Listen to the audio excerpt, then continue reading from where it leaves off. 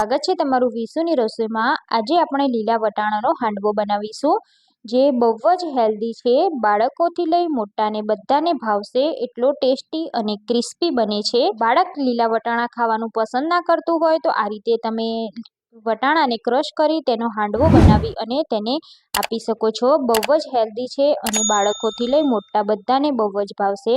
આ હાંડવાની જો તમે એકવાર બનાવી લીધો તો વારંવાર બનાવશો। તો ચાલો જોઈ લઈએ લીલા વટાણામાંથી હાંડવો કેવી રીતે બનાવવો। રેસીપી ગમે તો વિડીયોને લાઇક, શેર અને ચેનલ સબસ્ક્રાઇબ જરૂરથી કરજો। લીલા વટાણાનો હાંડવો બનાવવા માટે મેં અહીંયા 1 કપ જેટલા લીલા વટાણાને લીધા છે। તો વટાણાને આપણે મિક્સર જારમાં ક્રશ કરી લઈશું, તેને અચકચરા આપણે ક્રશ કરવાના છે। હવે આપણે હાંડવા માટે બેટર બનાવીશું, તો મેં અહીંયા 1 કપ જેટલી સોજી લીધી છે। સાથે આપણે 2 ચમચી જેટલો આપણે ચણાનો લોટ એડ કરીશું અને આપણે 1/4 કપ જેટલું ખાટું દહીં હોય તે એડ કરવાનું છે અને દહીં અને આપણે સોજીને સરસ રીતે મિક્સ કરી લેવાનું છે। અહીંયા તમારી જોડે દહીં ના હોય તો તમે છાશનો પણ ઉપયોગ કરી શકો છો। હવે આપણે આ બેટરમાં થોડું પાણી એડ કરી અને બેટર બનાવવાનું છે।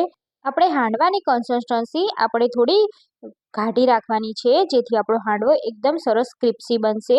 તો આ રીતનું આપણે બેટર બનાવી લીધું છે। હવે આપણે તેને 10 મિનિટ માટે સાઈડમાં રાખીશું, કેમ કે સોજી હોવાથી આ સોજી ફૂલી જશે, એટલે 10 મિનિટ આપણે તેને રેસ્ટ આપી દઈશું। અહીંયા આપણે વટાણાને પણ સરસ રીતે ક્રશ કરી દીધા છે, તમે જોઈ શકો છો અચકચરા તેને ક્રશ કરવાના છે। બેટરને 10 મિનિટ જેવું થઈ ગયું છે, તો હવે આપણે ચેક કરી લઈએ। તો તમે જોઈ શકો છો આપણી સોજી ઘણી ખરી ફૂલી ગઈ છે। તો હવે આપણે વટાણાને ક્રશ કરીને રાખ્યા છે તે આપણે બધું જ આમે એડ કરી દેવાનું છે। સાથે આપણે આદુ, લસણ અને મરચાંની 1 ચમચી જેટલી પેસ્ટ એડ કરી દઈશું। મેં અહીંયા લીલું લસણ પણ ખમણીને એડ કર્યું છે। હવે આપણે 1 ચમચી જેટલું મીઠું એડ કરી દઈશું, તો મીઠું સ્વાદ મુજબ જ એડ કરવાનું। હવે આપણે બધું સરસ રીતે મિક્સ કરી લઈશું।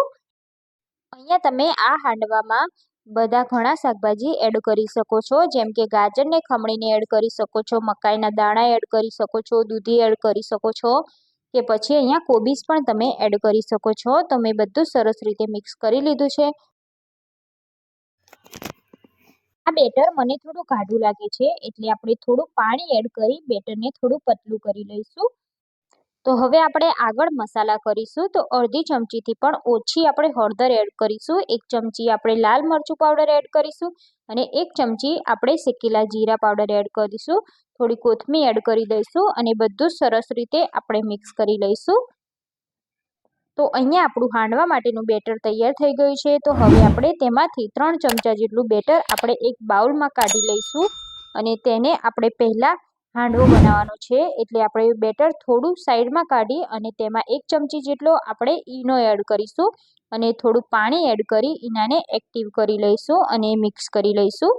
તો જ્યારે પણ તમારે હાંડવો બનાવવાનો હોય ત્યારે આ રીતે થોડું બેટર લઈ અને ઈનો એડ કરવાનો। કોઈ દિવસ બધા બેટરમાં ઈનો એડ નથી કરવાનો, આ રીતે થોડું બેટર લઈ અને ઈનો એડ કરવાનો। તો અહીંયા મેં નોનસ્ટિક પેન લીધી છે, તો આ રીતની પેનમાં આપણે 2 થી 3 ચમચી જેટલું તેલ એડ કરી દઈશું।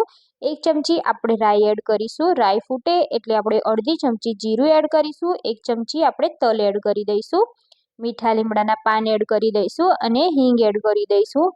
હવે જે આપણે બેટરને તૈયાર કરીને રાખ્યું છે તે બધું જ બેટર આપણે પેનમાં આ રીતે પાથરી દેવાનું છે। જે રીતે આપણે પુલ્લો પાથરીએ છીએ તેવી જ રીતે આપણે બેટરને પાથરી લેવાનું છે। તો અહીંયા આપણું બેટર સરસ રીતે પથરાઈ ગયું છે।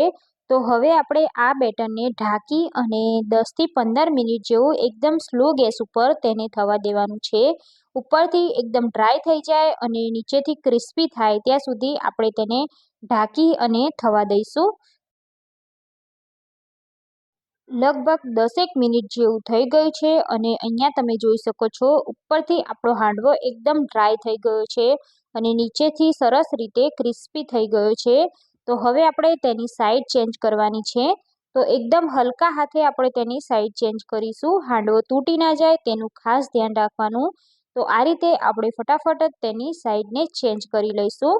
તો તમે જોઈ શકો છો નીચેથી આપણો હાંડવો પરફેક્ટ રીતે શેકાઈ ગયો છે। તો હવે બીજી સાઈડ પણ આપણે ઢાંકણ ઢાંકી 5 થી 10 મિનિટ જેવું તેને થવા દઈશું। થોડીક વાર પછી આપણે ચેક કરી લઈશું, તો તમે જોઈ શકો છો આપણો હાંડવો નીચેથી પણ સરસ રીતે શેકાઈ ગયો છે. તો બંને સાઈડ આપણો હાંડવો શેકાઈ ગયો છે. હવે આપણે આને સર્વિંગ પ્લેટમાં કાઢી લેવાનું છે અને એવી જ રીતે આપણે તે જ પેનમાં ફરીથી વઘાર કરી અને બાકીનું બેટર રહ્યું છે તેને પણ સેમ રીતે આપણે બનાવી લઈશું. તો હાંડવાને આપણે વધારે ક્રિસ્પી કરવો હોય તો થોડીક વાર વધારે તેને શેકી લેવાનો, જેથી વધારે ક્રિસ્પી થઈ જશે. તો અહીંયા આપણો લીલા વટાણામાંથી ગરમા ગરમ હાંડવો તૈયાર થઈ ગયો છે. તો આપણે તેને સર્વિંગ પ્લેટમાં કાઢી લઈશું. આ હાંડવાને તમે ચા સાથે, સોસ સાથે કે પછી કોઈ પણ ચટણી સાથે ખાશો તો ખાવામાં બેસ્ટ લાગશે.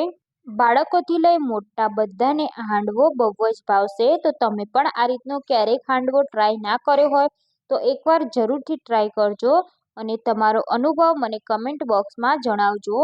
જો તમને મારા વિડીયો પસંદ આવ્યો હોય તો મારા વિડીયોને તમારી ફ્રેન્ડ્સ યા ફેમિલી સાથે જરૂર શેર કરજો અને મારી ચેનલને સબસ્ક્રાઈબ ના કરી હોય તો ચેનલને સબસ્ક્રાઈબ કરી લેજો. બાજુમાં આપેલા બેલ આઇકોન પર ક્લિક કરી લેજો, જેથી નવી નવી રેસીપીના નોટિફિકેશન તમને મળી શકે.